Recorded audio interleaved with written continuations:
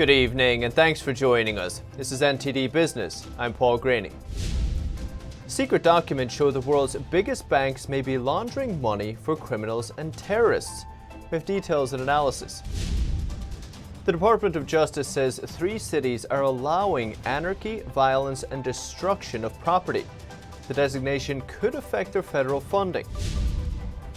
The 2020 fundraising race is at full swing with a little over 40 days left until the election. We take a look at which candidate has more cash on hand. And markets took a serious nosedive today. What does it have to do with the death of Supreme Court Justice Ruth Bader Ginsburg? A new report shows that trillions in tainted dollars flowed through the world's biggest banks. The International Consortium of Investigative Journalists and BuzzFeed got their hands on secret government documents called Suspicious Activity Reports, or SARs. The reports show that major banks, JP Morgan, HSBC, Standard Chartered, Deutsche Bank, and even Bank of New York Mellon, kept profiting from shady individuals even after being fined for doing so. Hong Kong shares of HSBC fell to their worst level since 1995 on Monday, after reports that it and other financial institutions had allegedly moved large sums of illicit money over 2 decades. They revolve around documents leaked to BuzzFeed and shared with a global network of investigative journalists. BuzzFeed and other news outlets say it involves moving money for the likes of terrorists, drug kingpins and corrupt leaders. The leak is reportedly made up of over 2,100 suspicious activity reports filed by banks and other financial firms with the US Treasury's Financial Crimes Enforcement Network, or Fincen. The so-called Fincen files allegedly show more than $2 trillion worth of transactions from 1999 to 2017, all of it flagged as suspicious by the bank's own compliance departments. The activity reports aren't necessarily proof of wrongdoing, but the leak paints a picture of a banking system that allows for vast amounts of money laundering.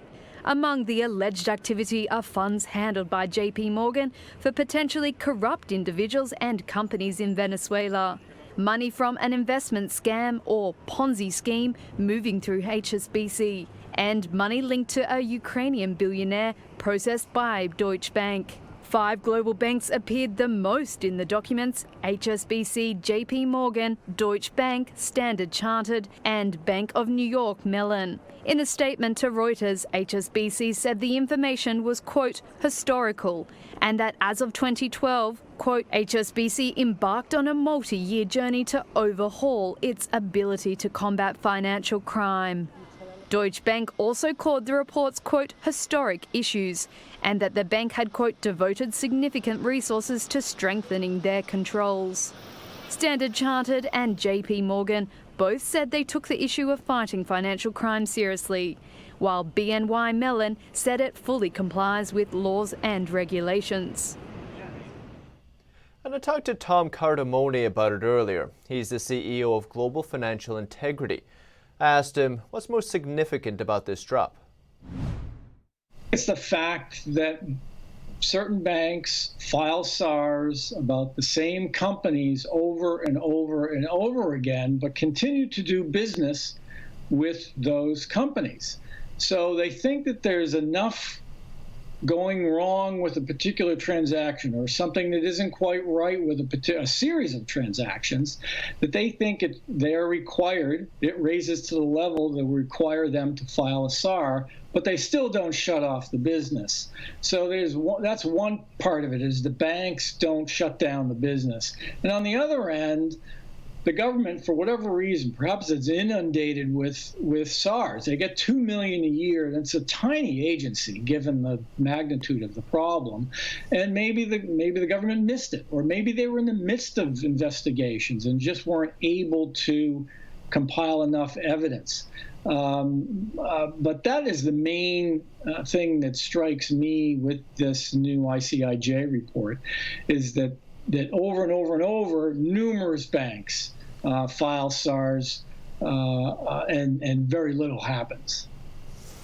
And we see, as you mentioned, 2 million a year is a massive number. How do the authorities then decide which ones to actually pursue? Well, that's interesting. They've got to get information, cross-check information, see repeated SARs on particular companies or individuals, and then they have to determine for which particular company individual do they have the most and best information that they can then turn it over to the Justice Department for an investigation. So these investigations take sometimes years before they compile enough information before an indictment can be issued. And were there any particular cases in this particular drop that stood out to you? Well, there was a drop today that focused on a gold company, gold broker in Dubai, that had used gold for years through several banks to what was believed to be laundering money from drug traffickers. The U.S. government had investigated it for years. They were very close to an indictment, and then, not quite clear why, but the investigation was shut down. And I think it angered a lot of investigators who had worked on that particular case for years, thought they had a good case, and then somewhere along the line, a decision was made not to pursue it. It might have something to do with larger U.S. regional strategic relationships with the UAE, but it's unclear right now what exactly was the cause for that investigation being shut down. Tom, appreciate your insights. Thanks so much for coming on. Thank you very much. And in other news, the founder and executive chairman of electric truck maker Nikola is stepping down. The company is accused of deceiving investors. And it just announced a strategic partnership with GM too, but GM said it did its due diligence on the company and it's standing by it. Nikola's share plunged as much as 30% in trading Monday morning. Trevor Milton announced he is resigning from his positions as executive director and board member. The departure comes amid accusations from short-selling firm Hindenburg Research. It accused the truck manufacturer of lying about its technology to win partnerships with large automakers. One of the claims on the report says, in a marketing video, Nikola faked a truck driving down the highway, while in fact it was filmed rolling downhill. Nikola admitted the truck was going downhill, but argued it never said the truck was under its own propulsion or powertrain driven in the commercial. It also wrote hydrogen electric on a vehicle that was actually running on natural gas. The Securities and Exchange Commission and the Department of Justice are reportedly investigating whether the company misled investors. Nikola responded to the accusations and said many of the allegations were inaccurate. Milton also defended himself on Twitter, saying the accusation comes from outside detractors. The Hindenburg report came soon after General Motors took an 11% stake in Nikola. The two companies agreed to work together to make electric pickup trucks with the goal of challenging Elon Musk's Tesla. GM CEO Mary Barra said that the company had performed appropriate diligence in its dealings with Nikola and deferred questions to the electric truck manufacturer. Nikola named Stephen Gursky, former vice chairman of GM and a member of Nikola's board, as chairman effective immediately. And some big news stories as we approach the November election. The Justice Department says 3 Democrat-run cities are allowing anarchy, violence, and destruction. The DOJ singled out New York City, Portland, and Seattle for riots that began there after the death of George Floyd. The Trump administration says it could pull federal funding in cities that allow lawlessness.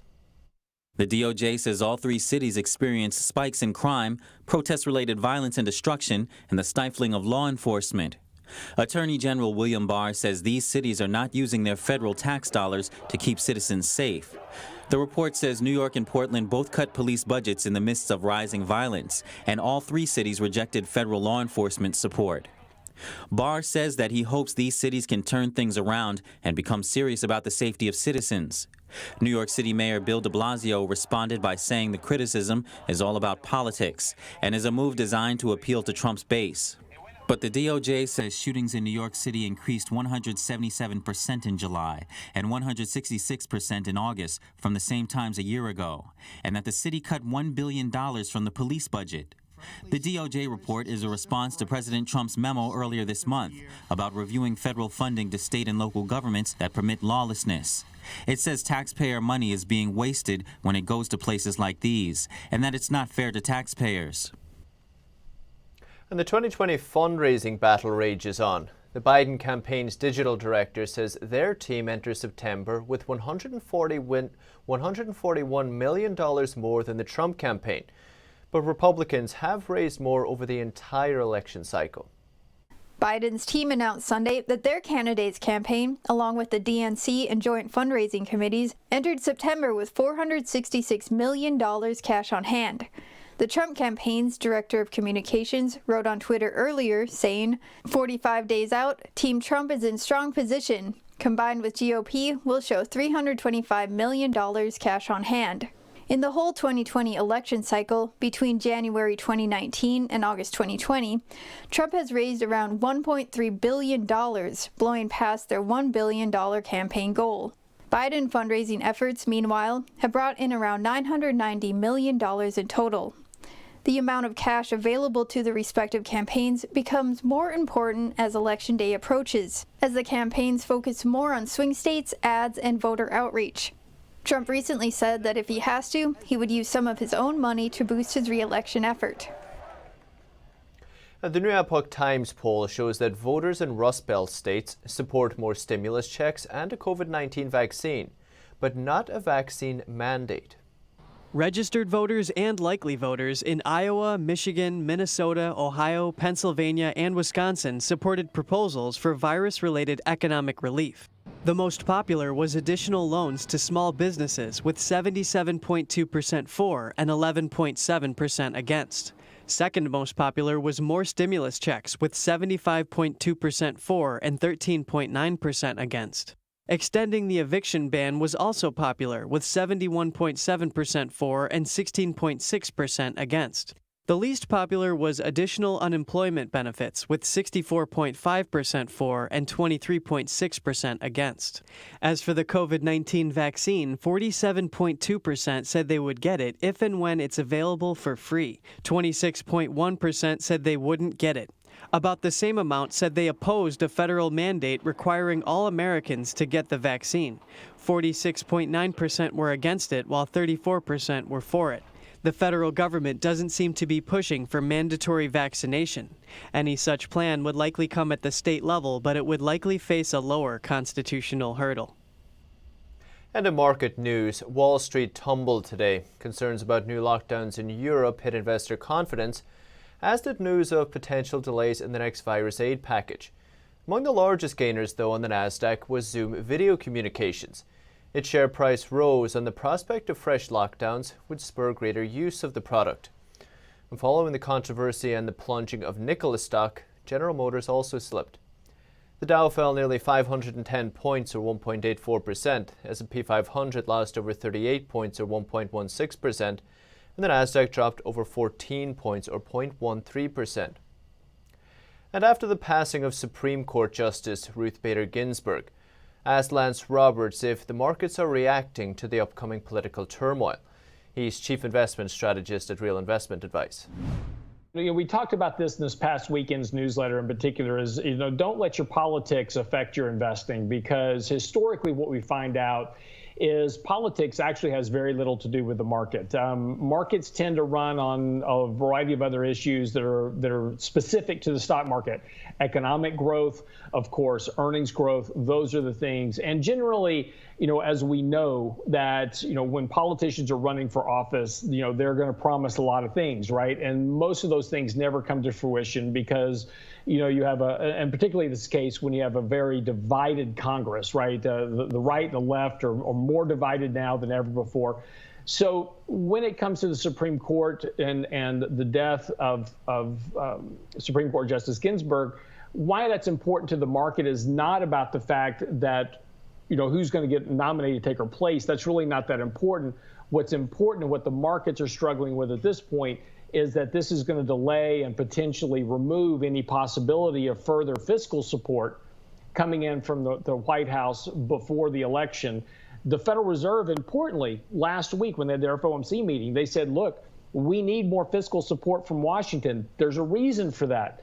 The Federal Reserve's quantitative easing programs cannot be expanded. The Fed cannot do more monetary support without fiscal support from Washington because they have to monetize debt. So they need the Treasury to issue debt, and the only way to get more debt is to have another fiscal program.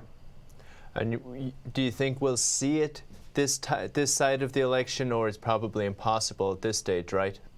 But between, battling over who's going to nominate a justice, between trying to get a continuing resolution passed before the end of the year, and importantly, not wanting to try to help the other candidate. I mean, if you pass a fiscal support here bill, if you pass another fiscal support bill here, and the market runs to all-time highs, that'll help Trump get reelected. I can't really imagine Nancy Pelosi and the gang wanting to do that. Markets aside, from an economic point of view, do you think the economy needs a stimulus package at this stage? Well, okay, you're asking the wrong guy that, because I don't believe in monetary support from government. I'm pretty much a fiscal conservative when it comes to, allowing the country and capitalism to operate. And look, we have a tremendous amount of debt and leverage in the economy. We have more corporate debt than ever before, more federal debt, more household debt. We need, and look, as painful as it would be, we need to allow a correctional process to go through the economy to relieve the debt. Shareholders are going to take a hit, bondholders are going to take a hit, but we've been bailing out companies and bailing out households and bailing out governments ever since 2008, and it hasn't made economic growth better. It's made the wealth gap even wider. So while we're trying to avoid allowing for a reset in the economy, all we're doing is making the economic inequality that much worse. So does the economy need more support right now? Yes. We've got 30 million people unemployed. They need help, obviously. And as we move into further this year, that economic support that came earlier this year is now starting to fade off. So things are about to get weaker economically over the course of the next couple of months if we don't have any more fiscal support. But again, we can keep bailing things out, but it's not going to make things better longer term. And really, that's what we want for everybody, is better prosperity. It's the problem. We end up with the zombie economy, zombie companies, as we talk about. Your friend Daniel Lacayo will be very happy to hear your thoughts on it. When you see Daniel, tell him hi for me. Well, Daniel, Lance, appreciate it. Thanks so much. Talk soon. Thank you. Appreciate it. Bye. And still to come this evening. Several American banks are underwriting the IPO of Ant Group. It's a subsidiary of China's mega corporation Alibaba. It could be the largest IPO ever, but an expert told us there are concerns the money could eventually be funneled to the Chinese Communist Party or its military.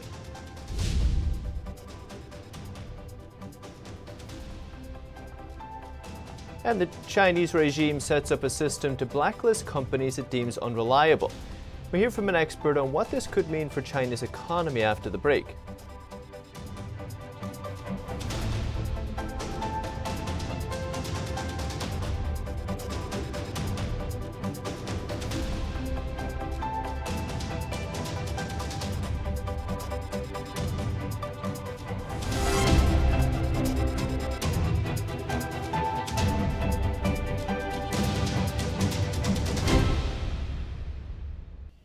The Chinese Communist Party is launching a system to sanction foreign companies deemed harmful to Chinese interests.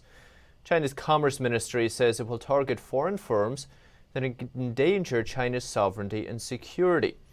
NTD's Patrick Hayden spoke with a Chinese finance expert to see what's behind the move. The Chinese regime has issued rules on its proposed unreliable entities list, which enables it to sanction foreign companies. Chinese finance specialist Frank Tianxue says the Chinese Communist Party is trying to show that they're still in control.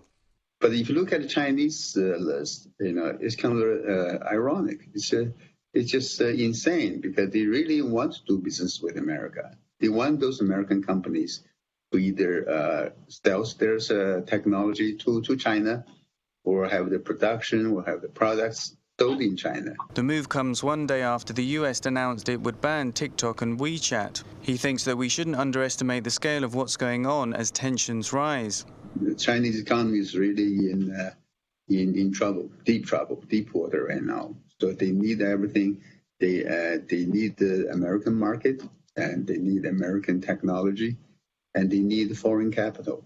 He says China is also reacting to improving relationships between the US and Taiwan. They notice that the U.S.-Taiwan relationship is really rising fast, escalating fast. He said internally in China there is a lot of pressure between two main factions within the CCP to demonstrate that China is not America's puppy dog. So the move is partly to demonstrate some strength internally in the government and also to the Chinese people. Patrick Hayden, NTD News. And Wall Street banks are underwriting the IPO of Ant Group in Hong Kong and Shanghai. China-controlled Alibaba owns a 33% share, so concerns are the money could end up going to the Chinese Communist Party or even its military. I spoke with Robert Romano earlier today. He's Vice President of Public Policy at Americans for Limited Government. Alibaba owns a huge chunk of Ant Group, and Jack Ma is a member of the Communist Party there.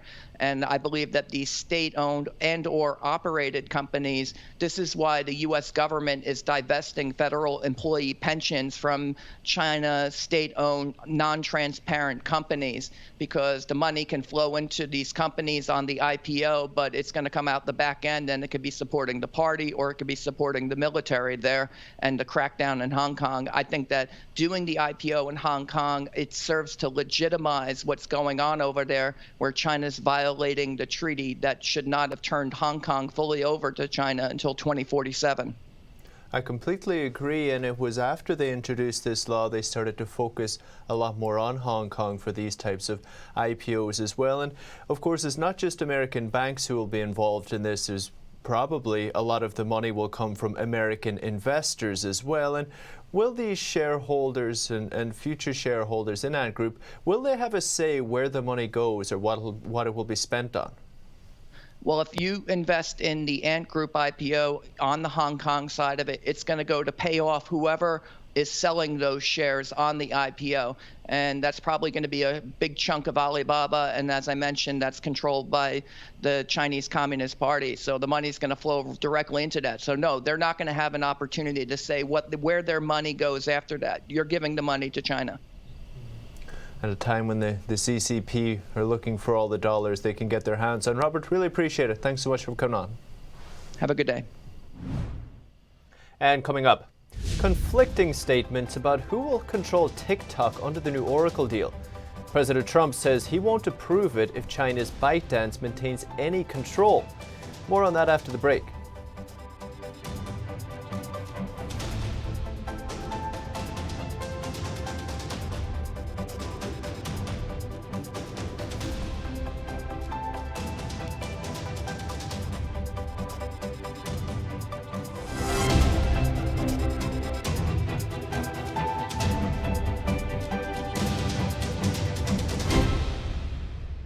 President Trump says his administration won't approve the sale of TikTok to Oracle and Walmart if China's ByteDance maintains any control. He earlier gave his blessing to the deal, but on Monday, ByteDance said it will maintain a majority control of the new company. There was confusion Monday over who exactly is set to run TikTok now. Current parent company ByteDance says the video sharing app will be its subsidiary. But Oracle and Walmart say they and other US investors will have majority control. Back in mid-August, Donald Trump gave ByteDance 90 days to sell TikTok or face shutdown in the US. That is over concerns about the safety of data on 100 million American users. On Saturday, he said he supported a proposed deal to keep the app operating in the country. On Monday, ByteDance said it would own 80% of TikTok Global, the new company that will control most of the app's worldwide operations. It said it was just a rumor that US investors would have majority ownership, and it denied there would be any transfer of algorithms or other technologies. There was no immediate response from Walmart or Oracle. Some sources close to the deal have sought to reconcile the difference by pointing out that US investors already own 41% of ByteDance. Count that, and TikTok Global would be indirectly majority US owned. And the Committee on Foreign Investment in the United States has to review the deal before it can go through. And that's the latest business updates for today. Thanks for watching. We'll see you tomorrow.